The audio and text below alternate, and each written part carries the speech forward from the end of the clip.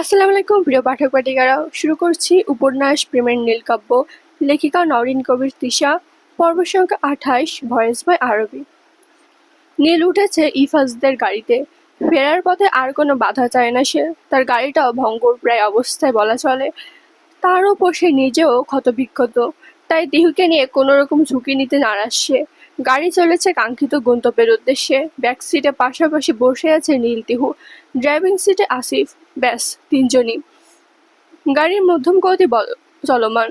নীলের আঘাতপ্রাপ্ত স্থান থেকে এখনো চুয়ে চুয়ে রক্ত পড়ছে। তিহু ব্যতিব্রস্ত কণ্ঠে বলল, আপনার রক্ত?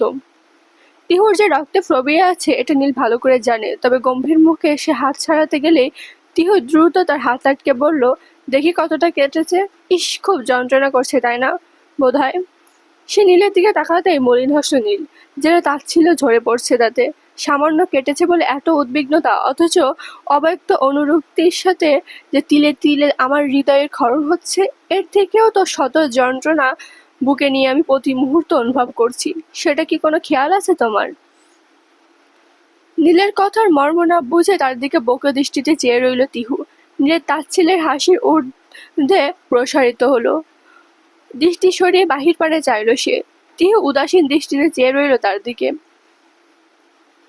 ঘুম ভাঙতে নিজেকে কোমল নরম বিছানায় আবিষ্কার করল তিহু। চারিদিকে চোখ বুলিয়ে বুঝলো এটা নীলের কক্ষ। আশেপাশে পরিচিত জনের উপস্থিতি। দ্রুত গতিতে বিছানায় উঠে বসল। মির্জা সূচনা দ্রুত এগিয়ে এসে বলল, সামলে সামলে, আস্তে উঠ। ইস, একদিনে কি অবস্থা হয়েছে চেহারার। মির্জা সাইমা দ্রুত শরবতের গ্লাসটা এগিয়ে দিয়ে তিহুর মুখের সম্মুখে ধরে বললেন, প্রথমে এটা খেয়ে নে, পরে কথা হবে না হয়। তিহু সেটা গ্রহণ করতেই রুমিনারার সঙ্গে আরেকটা পরিচারিকা নিয়ে ট্রেতে ফল সহ অনেক কিছু সাজিয়ে নিয়ে বসলেন। গাদাখানিক ফল তার সম্মুখে রেখে স্নেহমায়া কণ্ঠে শাসনের স্বরে বলল, শরবতকে প্রথমে এগুলো খাবি। তিহু সামান্য হাসলো। এতগুলো প্রাণের ভালোবাসা, এমন স্বার্থহীন দরদ পরিবারের লোকগুলোর পরে এদের কাছে থেকেই পেয়েছে তিহু। অবশ্য পরিবারের লোকগুলো তো। দীর্ঘশ্বাস বেরিয়ে এলো তিহুর পক্ষ থেকে। হঠাৎ একজন পরিচিকা দৌড়ে এসে মির্জার সূচনার উদ্দেশ্যে বলল, বড় আম্মা, দ্রুত চলুন, একজন মহিলা এসেছে আপনার সাথে দেখা করতে। পারিবারিক কি একটা সমস্যা নিয়ে বললে। মির্জা সূচনা এখানকার মহিলাদের বিভিন্ন সমস্যার নিষ্পত্তি করে থাকেন। বলতে গেলে প্রতিদিনই জন দশেকের মতো মহিলার সাথে বৈঠক হয় তার। কথাটা কর্ণগত হওয়া মাত্রই উঠে দাঁড়ালেন তিনি। শাড়ির আঁচল খুব যত্নে সঙ্গে কাঁধের উপর তুললেন। অতঃপর মির্জা সাইমা আর রুমিনারার উদ্দেশ্যে তিহুর খেয়াল রাখার দায়িত্ব অর্পণ করে রাশভারী পদচারণে স্থান ত্যাগ করলেন। মির্জার সূচনা যাওয়ার পরপরই খাবার গরমের উদ্দেশ্যে বেরিয়ে গেল মির্জা সাইমাও। কক্ষে এখন শুধু তিহু আর রুমিনারা খান। রুমিনারা আর তিহুর কপালে হাত ঠেকিয়ে বলল, শরীরের তাপমাত্রা তো ঠিকই আছে, তাহলে খাচ্ছিস না কেন মা? খেয়ে নে, না হলে তো আবার অসুস্থ হয়ে পড়বি। তিহু তার হাত থেকে ফলটা নিয়ে কামড় দিতে দিতে বলল, ছোট ফুফি। বল। তোমাকে একটা প্রশ্ন করি, কর। সত্যি সত্যি জবাব দিবা কিন্তু। হ্যাঁ রে বাবা, কর, প্রমিস। রুমিনারা এবার ভ্রু কুঁচকে বললেন, তোর কেন মনে হলো আমি মিথ্যা বলবো? কেউ জলদি কণ্ঠে তা বোঝানোর উদ্দেশ্যে বলল, তুমি ভুল বুঝছো না বুবি, কিন্তু বিষয়টা সিরিয়াস। আচ্ছা বল তো, সিরিয়াস টপিক কি? প্রমিস তো? হুম। তোমার আর আমার পরিবারের সম্পর্ক। তোমরা আমার পরিবার সম্পর্কে আগে থেকে জানতে, তাই না? আর আমার পরিবারের সঙ্গে তোমাদের আগে কোনো সম্পর্ক ছিল, তাই না? রুমিনার এমন কথায় কিশোর চমকে উঠলেন। মানে? তুমি কিন্তু আমাকে প্রমিস করেছো ফুফি, সত্যিটা বলবে প্লিজ। আমি আর পারছি না এই কৌতূহল নিবারণ করতে, ব্যর্থ আমি। প্লিজ আমাকে সবটা খুলে বলো ফুফি। রুমিনারা একটা দীর্ঘশ্বাস ছাড়লেন। অতঃপর বলতে শুরু করলেন, তোর পরিবারের সঙ্গে আমাদের সম্পর্ক ভীষণ গাঢ়। বলা চলে বংশ পরম্পরায় হক আর খানরা ভীষণ ভালো বন্ধু। আমাদের দাদার নুরুজ্জামান আঙ্কেল, অর্থাৎ তোর দাদার বাবার বেস্ট ফ্রেন্ড ছিল। এরপর আমার ভাইজান আর তোর আবা। ব্যবসায়িক সূত্রে রাজনৈতিক সবখানে সক্রিয় বিচরণ ছিল হক আর খানদের। আমাদের গ্রামের বাড়িও খুলনায়, ডুমুরিয়ায় আমাদের আদি নিবাস। তোর বাবাদের বাসাও ডুমুরিয়ায়। কিন্তু 20 শতকের শুরুর দিকে নয়া নয়া রাজনৈতিক অঙ্গে যখন আমার বাবা তোর দাদা প্রবেশ করেছিলেন, তখন গ্রামীণ শত্রুতা আর ব্যবসার কারণে তারা খুলনায় আসেন। অতঃপর এখানে বড় করে ব্যবসা শুরু করেন। দিন যেতে থাকে আর ব্যবসার উন্নতির সঙ্গে সঙ্গে রাজনীতিতেও তারা সক্রিয় হয়ে ওঠেন। তবে ভাগ্য আমাদের সহায় ছিল না। আমি তখন খুব ছোট, ধর ওই 10 বছরের। তখন আমার বাবা এক রাজনৈতিক সমাবেশে গুলিতে নিহত হয়। অতঃপর হক ম্যানশন হয় আমাদের আশ্রয়স্থল। যদিও খুলনার বুকে খান মহল নামক বিরাট মহলের উত্তরাধিকারী ছিলাম আমরা, তবে নুরুজ্জামান আঙ্কেল আমাদের তার কাছে নিয়ে যান। ধীরে ধীরে ভাইজান রাজনীতিতে প্রবেশ করেন। নওশাদ ভাই আর তিনি ছিলেন বেস্ট ফ্রেন্ড। দুজন কাঁধে কাঁধ মিলিয়ে ব্যবসার রাজনীতি সামলে নিতেন। দুজনের সম্পর্কে এতটাই গভীর ছিল যে তারা রীতিনীতি কথা দিয়ে একে অন্যকে রীতিমতো কথা দিয়ে রাখলেন যে আগে যার ছেলে হবে তার সঙ্গে অপরজনের মেয়েকে বিয়ে দেওয়া হবে। দিন গড়াতে থাকে। হঠাৎ করে আরেকটা বিপর্যয় হয়। তুই হয়তো জানিস না, তোর আরো একটা বড় চাচা আছে, তোর বাবারও বড়। এ পর্যায়ে থামলেন রুমিনারা। তিহু বিস্মিত কণ্ঠে বললেন, আমার বড় চাচা? হ্যাঁ, নওফেল ভাই। তিহু চমকিত দৃষ্টিতে তাকালে রুমিনারা ফের বলতে শুরু করলেন, তোদের গোত্রে একটা রেওয়াজ ছিল, ভালোবাসার বিয়ে নিষিদ্ধ। তবে গোত্রের এরূপ রেওয়াজের গণ্ডির সীমানা পেরিয়ে সে নিষিদ্ধ সম্পর্কে জড়িয়ে পড়েন আপা আর নওফেল ভাই। কিছুদিনের মধ্যেই এটা জানাজানি হয়। নূরজামান আঙ্কেল তো রীতিমতো রেগে আগুন। আমার মা তাকে বোঝানোর চেষ্টা করলেও তিনি নারাজ। তার ভাষ্যমতে এটা পারিবারিক রীতি। এত ঘনিষ্ঠ বন্ধু হওয়া সত্ত্বেও বোকামির কারণ শুধুই বোকামি ছিল এরকম গোঁড়ামির কারণ শুধুই বোকামি ছিল। অতঃপর ঘটে গেল অঘটন। আপার সঙ্গে নওফেল ভাই বেরিয়ে আসেন বাড়ি থেকে। দুজনে পাড়ি জমান সুদূর কানাডা। আর তাদের এ কাজে সহায়তা করেন আমার ভাইজান। আপা রাউফিনের জন্মের বছর পাঁচেকের মধ্যে ফিরে আসলেও নওফেল ভাই আর ফেরেনি। তবে সে বিদ্বেষ ছেদ হয়। দীর্ঘদিনের সম্পর্ক ভেঙে যায় হক আর খানদের বংশ পরম্পরার সে বন্ধুত্ব। আমরা চলে আসি রাজধানীতে। ভাইজান ফের এককভাবে ব্যবসা শুরু করেন, যোগ দেয় রাজনীতিতে। ধীরে ধীরে আমাদের অবস্থার উন্নতি থেকে বর্তমানে এখানে আমরা। তবে এত কিছুর মাঝেও ভাইজান বন্ধুত্বের ওয়াদা ভঙ্গ করেনি। ঠিক তোকে নীলের বউ করে এনেছেন। পারিবারিক এত এত সত্য জেনে যেন আকাশ থেকে পড়ল তিহু। বিস্মিত কণ্ঠে সে বলে উঠল, এত কিছুর অজ্ঞতা ছিল আমার কাছে। রুমিনারা তার মাথায় হাত বুলিয়ে বললেন, তবে এত সত্যের মাঝে চিরন্তন সত্য হলো নীল তোকে ভালোবাসে, উন্মাদের মতো ভালোবাসে। দেখ, আমি তোর ফুফি হয়ে বলছি, নীল তোকে বড্ড ভালোবাসে। যেখানে ওর বয়সী ছেলেরা মেয়েবাজি করতো সেখানে ও তোর অপেক্ষায় ছিল, কখনো অন্য কোনো মেয়ের দিকে ফিরেও তাকায়নি। সবে কক্ষে প্রবেশ করেছে নীল। হস্ত ললাট সবখানে নব ব্যান্ডেজের উপস্থিতি লক্ষণীয়। হয়তো বদলেছে, সামান্য জিনিস নিয়ে আর হসপিটালে যাওয়ার প্রয়োজন হয়নি তার। এমন ঘটনা সচরাচর ঘটে থাকে, তাই তাদের পারিবারিক ডাক্তারই এগুলো চিকিৎসা করেন। নীলের প্রবেশমাত্রই তিহু এগিয়ে এসে বলল, যন্ত্রণা কমেছে? নীল জবাব দিল না, নির্বিকার ভঙ্গিতে প্রবেশ করলো ওয়াশরুমে। তিহু বুঝলো নেচা সাহেবের রাগের কারণ। এটা অস্বাভাবিক কিছুই না। নীলের জায়গায় সে থাকলেও একই কাজ করতো। কেননা যাওয়ার আগে নীল বারংবার নিষেধ করেছিল তাকে। পই পই করে নিষেধ করা সত্ত্বেও তিহু গিয়েছিল। তাই উদ্বিগ্নতা দ্বিগুণ। ব্যথাতুর দৃষ্টিতে ভাবতে লাগলো এখন কি করে এই মানবের রাগ ভাঙানো যায়। তোমার কি হয়েছে বলো তো নিহিত ভাই, এভাবে এড়িয়ে চলছো কেন সবসময় আমায়? ঘড়ির কাঁটায় হয়তোবা 2:30। রেডি হয়ে একটা কনসার্টের উদ্দেশ্যে বের হচ্ছিল নিহিত। হঠাৎ পেছন থেকে কেউ হাত আঁকড়ে ধরে তার। পরমুহূর্তে এমন প্রশ্নে অপ্রস্তুত হয়ে পড়ে নিহিত। পাশ ঘুরতেই দেখতে পায় রাফার। জিজ্ঞাসা দৃষ্টু, কি হলো, উত্তর দিচ্ছ না কেন? নিহিত ঝাটকা মারে নিজের হাত সরাতে যেতে আরো শক্ত করে আঁকড়ে ধরে রাফা। উত্তর দিয়ে যাও নিহিত ভাই, বেশ অনেকদিন ধরে আমি নোটিস করছি তুমি ইগনোর করছো আমায়। নিহিত তার হাত ছাড়িয়ে বলল, সো হোয়াট, তোর সো কল্ড ফাহাদ ভাই আছে না, তার সাথে কথা বল যা। এতক্ষণে রাহা বলল নিহিতের কারণ, রাগের কারণ। এবার সে শব্দ করে হেসে ফেলল, oh wait a minute, let me think. এই জন্য তুমি রেগে আছো? হো হো করে হেসে দিল রাফা। তার এই হাসি যেন নিহিতের রাগের আগুনে ঘি ঢালানোর কাজ করলো। সে সর্বশক্তি দিয়ে রাহার কোমর আঁকড়ে ধরে ঝাঁঝিয়ে বলল, এটা তোর কাছে ফান মনে হচ্ছে? আমাকে কি সার্কাসের জোকার মনে করিস তুই? তার এমন কাণ্ডে হাসি উবে গেল রাহার। ভয়ার্ত দৃষ্টিতে সে চেয়ে বলল, সরি। তোর সরি মাই ফুট, সামনে থেকে সর আমার। আরে আমার কথা তো শোনো ভাইয়া, তো ইকোনমিক্সে ভীষণ ভালো, এজন্য আমি একটু একটু প্রবলেম সলভ করতে গেছিলাম। তো আমাকে দেখে কি তোর গর্ধব মনে হয়? ওইটা সলিউশন কি আমি করতে পারতাম না? কিন্তু তুমি তো সায়েন্সের। তো তোকে আর্টসকে নিতে বলেছিল। আমি ওসব সায়েন্স ফাইন্স বুঝি না, মশার ডিম টিম ওসব তুমি বুঝে বেড়াও। তার এমন কথায় নিহিত মুখ কুঁচকে বলল, সায়েন্স মানে মশার ডিম, এটা তোকে কে বলল? রাফা হাত নাড়িয়ে বলল, তা নয় তো কি, কী সব আউল ফাউল জিনিস। তার এমন কথায় আর নিজেকে সামলাতে পারল না নিহিত, সশব্দে হেসে বলল, লাইক সিরিয়াসলি, সায়েন্স মানে তুই মশার ডিম বুঝিস? রাফা মুখ বাঁকিয়ে বলল, তা নয় তো কি, কিছুদিন আগে নিজের বই দেখেছিলাম, তোমার তো মশার ডিমের মতো লাগলো। আমার তো মশার ডিমের মতোই লাগলো। নিজ শব্দ করে হেসে উঠল, পরক্ষণে কণ্ঠ খাদে নামিয়ে বলল, ওটা মশার ডিম নয় রে পাগলি, ওটা পার্সোনালি দেখা করিস, প্র্যাকটিক্যালি শিখাবো কি জিনিস। বলে মুখ চেপে হাসতে হাসতে সেখান থেকে প্রস্থান করল নিহিত। রাফা তার কথার মর্ম না বুঝে চোখ কুঁচকে তাকিয়ে রইল শুধু। আমি চাইছি এবার নমিনেশন ফর্ম তুমি জমা দাও। মধ্যভাগে ভোজের পর বাবার নির্দেশে তার কক্ষে উপস্থিত হয়েছে নীল। হঠাৎ ওয়ালিদ খানের এমন কথায় চমকে গেল সে, বিস্মিত কণ্ঠে বলে, নমিনেশন?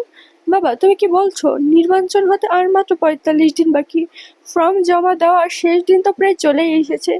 এত অল্প সময়ে সব কিছু গুছিয়ে ওঠা কি সম্ভব? আর হঠাৎ এমন সিদ্ধান্ত বদলানোর কারণ কি? ওয়ালিদ খান শান্ত অথচ আত্মবিশ্বাসের সাথে হেসে বললেন, সম্ভব করতে হবে নীল, সব কিছু প্রস্তুত। তোমার হলফনামা তৈরি করার কাজ শেষ, জামানতের ব্যবস্থা করা হয়েছে, এমনকি সকল সমর্থকরাও তৈরি। নির্বাচনের ম্যানেজার জামান সাহেব আজ বিকেলেই সমস্ত কাগজ নিয়ে আসবেন, কালকেই স্বাক্ষর করে জমা দিতে হবে। নীল চূড়ান্ত বিস্ময় টেবিলের উপর রাখা গ্লাসটা স্পর্শ করলো, সে চোখে হাজারো প্রশ্ন। কিন্তু তুমি কেন নয়? তুমি তো এই আসনের জন্য সবচেয়ে যোগ্য, আর বিপক্ষে দলের প্রতিনিধি নেতা এই সুযোগটা নেবে না। তুমি নিজেই সরিয়ে নিচ্ছ কেন বাবা? তুমি নিজেকে সরিয়ে নিচ্ছ কেন বাবা? ওয়ালিদ খান চেয়ারের শরীর হেলান দিয়ে চোখ বন্ধ করলেন, তার গলায় রাজনীতিবিদদের চতুরতা। রাজনীতি থেকে আমি সরে যাচ্ছি না, তবে এই আসন এবং আমাদের দল দুটোর জন্য এখন নতুন রক্তের প্রয়োজন। প্রতিদ্বন্দ্বী দল এবার অতীতের চেয়েও বেশি আগ্রাসী। তারা আমার পুরনো কৌশলগুলো মুখস্থ করে ফেলেছে। তাদের হারাতে হলে তাদের সামনে এমন একজনকে দাঁড় করাতে হবে যাকে তারা চেনে না, যার চাল তারা বুঝতে পারবে না। মুহূর্ত কয়েকের বিরতি নিয়ে তিনি ফের বলা শুরু করলেন, আমি চাইছি তুমি তাদের সামনে একটি তাজা চ্যালেঞ্জ হয়ে ছুড়ে দাও। তুমি নাও শুধু একজন প্রতিদ্বন্দ্বী, তুমি হবে ভবিষ্যতের নেতা। এখন থেকে তুমি ময়দানে না নামো, তবে ওরা এই আসনে পুরোপুরি দখল করে নেবে। আমি তাদের সেই সুযোগ দেব না। আমার কাজ এখন থেকে তোমার ব্যাকআপ দেওয়া।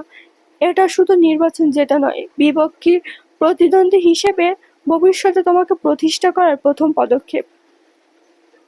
নীল সর্বপ্রথমে চিন্তিত হলেও পরক্ষণে দৃঢ়কণ্ঠে বলল, আমি তোমার সাথে সহমত বাবা, বুঝলাম সবটা। তাহলে আমার প্রথম কাজ কি? জামান সাহেব এনে কি কি করতে হবে? ছেলের দৃঢ়তায় খুশি হলেন ওয়ালিদ খান। বিকেলে জামান সাহেব উপস্থিত হবেন, শুধু নমিনেশন ফর্মে একটা সাইন করলেই হবে। নীল কিছু একটা ভেবে মাথা নাড়িয়ে সম্মতি জানালো। ঘড়ির কাঁটায় রাত ১২টা বেজে ১৫ মিনিট। ব্যবসায়ের পাশাপাশি এবার রাজনীতিতে সক্রিয় অংশগ্রহণের কারণে চাপ দ্বিগুণ বেড়েছে নীলের। এক কারণে বাড়ি ফিরতে কিছুটা বিলম্ব হচ্ছে। গেট পেরিয়ে মহলের প্রাচীর ঘেরা এলাকার মধ্যে দিয়ে গাড়িটা প্রবেশ মাত্রই নীল দেখতে পেল আজও ব্যালকনিতে চাতক পাখির ন্যায় অপেক্ষারত তার ঘরণী। নীল গাড়ির ভেতর থেকে এক ঝলক তাকিয়েই দৃষ্টি সরালো, প্রবেশ করলো মহলে। তবে আশ্চর্যজনকভাবে দরজা খুলল তিহু। কি হলো ব্যাপারটা? এক্ষুনি তো সে ব্যালকনিতে ছিল। আশ্চর্য হলেও তা প্রকাশ করল না নীল, বরং তিহুকে এক প্রকার পাশ কাটিয়ে চলে যেতে চাইল। তবে তাকে আটকাতে তার হাত আঁকড়ে ধরল তিহু। সরু চোখে বলল, এত রাগ কেন মিস্টার? বউ দরজা খুললে তাকে যে একটু করতে হতো, আপনি জানেন না? নীল ভ্রু কুঁচকে বলল, মানে কি? তিহু লাজুক হেসে ওড়নার আগায় আঙুল পেঁচাতে পেঁচাতে বলল, মানে ওই আর কি। নীল বিরক্তি কণ্ঠে বলল, আই এম সো টায়ার্ড। তো তোমার এসব ফালতু বকবক বন্ধ করো, আমাকে রুমে যেতে দিলে খুশি হব। তিহু নীলের এমন কথায় কিঞ্চিত রাগ দেখিয়ে বলল, আমার কথাগুলো আপনার কাছে ফালতু বকবক মনে হচ্ছে? জান ব্যাটা আনরোমান্টিক, এতক্ষণ জেগে থাকলাম আর। মুখ বেঁকালো সে। নীল আর কিছু না বলে উঠে গেল সিঁড়ি বেয়ে। তিহু চোখ মুখ কিসকে শুধু তাকিয়ে রইল। খাবেন না? না। এমা কেন? বাইরে থেকে খেয়ে এসেছি। নীলের এমন কথাই সত্যি রাগ হলো তিহুর। সে কখন থেকে ক্ষুধা চেপে বসে আছে, নীল নাকি বাহিরে খেয়ে এসেছে। রাগে দুঃখে কান্না চলে আসছে তার, তবুও নিজেকে সামলালো সে। কেননা কান্না করলে নিশ্চিত নীল এখন তাকে ন্যাকা ভাববে, আর ন্যাকামো তার ধাঁচের নেই। তবুও রাগ দেখিয়ে সে বলল, আপনি কি বলুন তো, আমি আপনার জন্য সে কখন থেকে না খেয়ে অপেক্ষা করছি, আর আপনি? নীল কোনরূপ হেলদোল না দেখিয়ে বলল, খাওনি কেন? তিহুর এবার রাগ সংবরণ করতে পারল না। রেগে সে যখন নীলের কয়েকটা কড়া কথা শোনাতে প্রস্তুত হলো, দরজায় করাঘাত হলো। তিহু চোখ মুখ কিসকে তাকালেই নীল বলল, টামিন। নিম্ন পায়ে চেয়ে রুমে প্রবেশ করলো ইফাজ। তিহুর উদ্দেশ্যে সালাম দিয়ে পরক্ষণে নীলের পানে চেয়ে বলল, ভাই, ওষুধগুলো মনে করে খেয়ে নিবেন। আর হ্যাঁ, আপনি তো রাতে কিছু খাননি। খাওয়ার পর দ্রুত ঘুমিয়ে পড়তে বলেছে ডাক্তার। তার কথায় বিরক্ত দৃষ্টিতে তাকালো নীল। শাট আপ স্টুপিড, বেরিয়ে যা এক্ষুনি। কিন্তু ভাই, আই সেড আউট। বোকা দৃষ্টি বিনিময় করে বেরিয়ে গেল ইফাজ। সে বেরিয়ে যেতে এতক্ষণে ঠোঁট চেপে হাসতে থেকে তিহু শব্দ করে হেসে ফেলল। ইস, মিস্টার পলিটিশিয়ান, সেই তো ধরা পড়ে গেলেন। কি লাভ হলো মিথ্যা বলেন? সে নিজেকে সামলে বলো, আপনি ফ্রেশ হয়ে আসুন, আমি খাবার নিয়ে আসছি। বলে কিচেনের উদ্দেশ্যে প্রস্থান করলো। নীল বিরক্ত মুখে প্রবেশ করলো ওয়াশরুমে। কিছুক্ষণের মাঝে সার্ভিস ট্রেতে নানা রকম খাবার সাজিয়ে আনলো তিহু। নীল তখন সদ্য শাওয়ার নিয়ে বেরিয়েছে। অবাধ্য জলকণা এখনো তার চুলে সর্বোচ্চ চঞ্চলতা এনে খেলা করছে। তিহু নীলের জল স্নিগ্ধ মুখপানের থেকে শুকনো ঢোক গেল। পর মুহূর্তে কি যেন ভেবে চোখ বুজে নিল পরম আবেশে। খাবার সময় বাঁধলো আর একটা ঝামেলা। নীলের ডান হাতের তালু বরাবর আড়াআড়ি কেটে গিয়েছে। শাওয়ার নেওয়ায় তা স্পষ্ট হয়ে ফুটে উঠেছে। তিহু দ্রুত হাত বাড়িয়ে বলল, দিন, আমি খাইয়ে দিচ্ছি। চূড়ান্ত বিস্মিত নীল অবাক দৃষ্টিতে তাকালো। তিহু তার দৃষ্টিতে পাত্তা দিল না, বরং প্লেটে ভাত আর মাংস নিয়ে মাখাতে লাগলো। সে যখন সযত্নে ভাত মাখাচ্ছিল, তখন তার হাতে থাকা সোনার চুড়িগুলো অপূর্বভাবে বেজে উঠছিল। রিনঝিন সে শব্দে ঘরের নিবিড় স্তব্ধতা যেন সহসা সচির হয়ে গেল, এক মানবিক ছন্দের মতো নেচে উঠল। নীল মন্ত্রমুগ্ধের ন্যায় চেয়ে রইল অনিমেষ, যেন তিহুর হাতে সেই প্রতিটা সঞ্চালন কোনো রাগিনীর আলাপ। সেই শব্দতরঙ্গ ঘরের চারিপার্শ্বে অলক্ষ্যে কুহেলিকা জলের ন্যায় ছড়িয়ে পড়ছে। তপ্ত অন্নে আর মাংসের ঘ্রাণে মিশে গেছে তিহুর সে চুরির অবাধ্য গুঞ্জন। নীলে বিস্মিত নেত্রজয় অপলক চেয়ে রয়েছে। হঠাৎ তিহু দৃষ্টিগত হলো নীলের এমন অবস্থা। সে আরেকটু দুষ্টুমি করে হাতে থাকা চুড়িগুলো নীলের সম্মুখে এনে ঝনঝন করে বাজালো। ধ্যান ভাঙলো নীলের, তাৎক্ষণিক দৃষ্টি সরালো সে। তিহু মুচকি হেসে খাইয়ে দিতে লাগলো তাকে। গভীর রাত হয়েছে বেশ, নিশীথ গভীর হয়েছে পরিবেশ। নীরবতা এতটাই যে নিচে নিঃশ্বাসের শব্দ ব্যতীত কিছুই শোনা যাচ্ছে না বোধ হয়। সারাদিনের ক্লান্তিতে রাজ্যের ঘুম এসে উপস্থিত হয় তিহুর নয়ন জুড়ে। ঘুমের পূর্বাভাস হিসেবে একের পর এক হাই উঠছে তার। এদিকে নীল এখনো ল্যাপটপ নিয়ে ঘুটাঘাটি করেই চলেছে। কিছুক্ষণ পর ল্যাপটপ বন্ধ করে সে যখন বিছানা থেকে বালিশ নিতে হাত বাড়ালো, তিহু তাকে আটকে বলল, কি করছেন? ঘুম আসছে। ঘুম তো আমারও আসছে। তো ঘুমাও। আপনি বালিশ নিয়ে কোথায় যাচ্ছেন মিস্টার? এখানে ঘুমান। আমি একা ঘুমাতে চাই। তিহু মুখ বাঁকিয়ে বলল, আইসে আমার। তাহলে বিয়ে করছিলেন কেন? নীল ভ্রু কুঞ্চিত করে বলল, মানে অনেক রাত হয়েছে, নাটক না করে বিছানায় ঘুমান। চাইলে আমার বুকেও ঘুমাতে পারেন। লজ্জায় কথাটা শেষ করতে পারল না, পরক্ষণে বলল, বেশি ঢং না করে বিছানায় ঘুমিয়ে যান। আপনার লাভের জন্যই বলছি। বলে অপরপাশ ফিরে শুয়ে পড়ল তিহু। আজকে একটু বেশি লাগাম ছাড়া কথা বলে ফেলেছে সে। ইচ্ছা করছে লজ্জায় মাটির নিচে ঢুকে যেতে। এদিকে সে অপর পাশে ঘুরতে মুচকি হাসল নীল। শুয়ে পড়ল তিহুর ডান পাশে। ঠোঁটে চাপা হাসি তখনও বিদ্যমান তার মুখে। আলতো হাতে টেবিল ল্যাম্প অফ করে দিল। সমগ্র কক্ষ জুড়ে এখন ঘুটঘুটে অন্ধকার আধার। তপ্ত রোদ্দুরের ধরণীতে আলোকিত হয়েছে। বেলা চড়াও হয়েছে বেশ। সোনালি রোদ্দুরের তীক্ষ্ণ আলোয় কক্ষের স্নিগ্ধতা সবেমাত্র ভাঙতে শুরু করেছে। তিহু আজ বেশ ভোরেই উঠেছে ভার্সিটি যাবে কিনা। নাহার সাথে দেখা করতে একবার তার রুমে গিয়েছিল সে। হঠাৎ নিজের রুমে প্রবেশ করতে গিয়ে তিহুর চোখ সরু হয়ে এলো। রুমের দীর্ঘ ও চওড়া আয়নার সম্মুখে দাঁড়িয়ে সযত্নে চুল আঁচড়াচ্ছে নীল।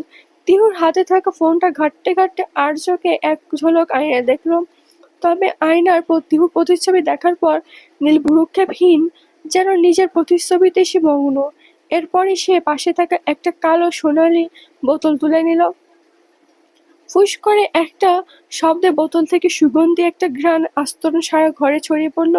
তীব্র কিন্তু মোহিত করা সে সুঘ্রাণে নিমেষে ঘরের শীতল বাতাস যেন এক উষ্ণ আভিজাত্য লাভ করলো। ঘরের স্নিগ্ধতা পুরোপুরি ভেঙে গিয়ে এখন সেখানে শুধু বিলাসবহুল পারফিউমের গন্ধ আর সোনালি রোদের উষ্ণতা। ছাত্র জীবন শেষে আজ অনেক বছর পর নীল একা জনসম্মুখে দাঁড়াবে, নেতা বেশে নিজের প্রথম রাজনৈতিক সমাবেশে বক্তব্য দিতে যাবে। এটাকে তার যুদ্ধ এবং প্রস্তুতির প্রতিটি পদক্ষেপে সেই গুরুগম্ভীর দায়িত্বের ছাপ স্পষ্ট। তার চোখে মুখে এক ধরনের দৃঢ় সংকল্প। তবে তিহুর দিকে পাত্তা না দেওয়া সে মুখ কুঁচকে চেয়ে রইল নীলের দিকে। নীল বিছানায় থাকা ওয়ালেটটা তিহুর পাশ থেকে তুলতে যেতে তিহু তার হাত আঁকড়ে ধরল, ভুরুকুটি করে বলল, সকাল সকাল এত সাজগোজ করে কোথায় যাচ্ছেন মিস্টার?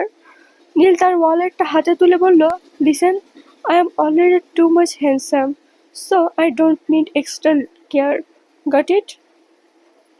তার এমন জবাবে মুখ বাঁকালো তিহু। ঢঙে আর বাঁচি না, বেশি ঢং না করে বলে ফেলুন কোথায় যাচ্ছেন। Listen, I am young and very good looking, and every girl has a crush on me. তিহুর হাতের বাঁধনে থাকা নীলের হাতটা আরো শক্ত করে ধরল, চিবিয়ে বলল, I also have the full right to kill the girl who have a crush on you, don't I? নীল ঠোঁট চেপে হাসল। সেটা লক্ষ্যগত হলো না তিহুর, বরং সে দ্বিগুণ রেগে ফুঁসতে লাগলো। কোথায় যাবে না না কোথাও যাবেন না প্রিয়। তাদের এমন মুহূর্তে কিছু না বলে রুমে প্রবেশ করল আসিফ। জলদি কণ্ঠে বলল, ভাই সময় হয়ে যাচ্ছে তো, সমাবেশ রেডি, অনেক ভিড় জমেছে। হঠাৎ সে লক্ষ্য করলো নীল তিহু ঘনিষ্ঠ অবস্থায়। দ্রুত অপর পাশ ফিরে রুম থেকে বেরিয়ে যেতে যেতে বলল, সরি সরি। এদিকে আসিফের কথায় তিহু বুঝলো নীল এতক্ষণ তাকে ঘোল খাওয়াচ্ছিল, সে মূলত সমাবেশে যাচ্ছে। তিহু কোমরে হাত রেখে মুখ কুঁচকে বলল, ইউ। নীল অপরদিকে ফিরে মুচকি এসে বেরিয়ে গেল রুম থেকে। নেতা সাহেব আমার উপর রেগে আছেন, এত চেষ্টা করেও রাগ ভাঙাতে পারছি না রে। ভার্সিটির ক্লাস শেষে বরংবারের ন্যায় খোলা উদ্যানে বসেছিল 3 অন্তরঙ্গ বন্ধু। হঠাৎ তিহুর এমন কথায় মাহা অপর দিকে ঘুরে মুখ বাঁকিয়ে বলল, খুব ভালো হয়েছে, আর একটু যা পাকনামি করে ভাইয়ার কথা না শুনে। দুর্বল, তুই আর বান্ধবী না কি বলতো? আগের জন্মে আমি নিশ্চয় কোনো পাপ করেছিলাম বড়, না হলে তোর মতো এমন সাতচুন্নি কেন ঝরবে আমার কপালে? কোথায় আমি বললাম আর তুই অ্যাডভাইস দিবি তা না করে ভণ্ডামি শুরু করছিস। মাহা তার প্রত্যুত্তরে কিছু বলার আগে সেখানে উপস্থিত হলো রাউফিন। ব্যাস, মাহার মুখে কুলু পাটল। এদিকে তার উপস্থিতিতে মুখ চেপে হেসে একে অন্যের দিকে দৃষ্টি বিনিময় করল তিহু আর রিশাদ। রাউফিনকে দেখে সেখান থেকে উঠে গেল মাহা। রিশাদও কিছু না বলে সেখান থেকে সরে পড়ল, পিছু নিল মাহার। তারা চলে যেতে তিহুর অপর পাশে চেয়ে বলল, নেতা সাহেব আসেননি? রাউফিন ধপ করে বসে পড়ল তার পাশে দুবরা ঘাসের উপর। তিহুর দিকে ফিরে অসহায় দৃষ্টিতে বলল, তোমার আর আমার কপাল পোড়া সিস্টার, সবাই খালি আমাদের উপর রাগ করে গেল। এই তোমার বেস্টুকে দেখো না, কতদিন ধরে চেষ্টা করছি, বেরিয়ে আমার সাথে ঠিক মতো কথা পর্যন্ত বলে না, এখনো বললো না। বাই দ্য ওয়ে, নীল সমাবেশে ব্যস্ত, তাই আমাকে আসতে বলল। তিহু ছোট করে বলল, ওহ। পরক্ষণেই রাউফিনের দিকে ফিরে সান্ত্বনার স্বরে বলল, টেনশন না ব্রাদার, তোমার প্রবলেম সলিউশনে আমি দিব কালকে। আমার কাছে ঝাক্কাস একটা প্ল্যান আছে, শুধু তুমি পাশে থাকবে কিনা বলো। রাউফিন তার দিকে জিজ্ঞাসা দৃষ্টিতে তাকিয়ে বলল, কি প্ল্যান? তিহু একে একে তাকে সবটা বুঝিয়ে বলল। কথা শেষে এক প্রকার লাফিয়ে উঠল রাউফিন, উচ্ছ্বসিত কণ্ঠে বলল, এই না হলে আমার সিস্টার, পুরোই ঝাক্কাস প্ল্যান। তুমি যা বলবে তাই হবে। এখন বলো তুমি কি ট্রিট চাও? আপাতত কালকে সাকসেস হই, তারপর না হয় ট্রিট নিব। রাফিন তার দিকে হাত বাড়িয়ে বলল, ওকে, তাহলে ডিল ডান। তিহু তার সঙ্গে হাত মিলিয়ে বলল, ডান। আজকের পর্ব এই পর্যন্তই, পরবর্তী পর্ব আসবে খুব দ্রুত। এতক্ষণ ধৈর্য ধরে শোনার জন্য ধন্যবাদ।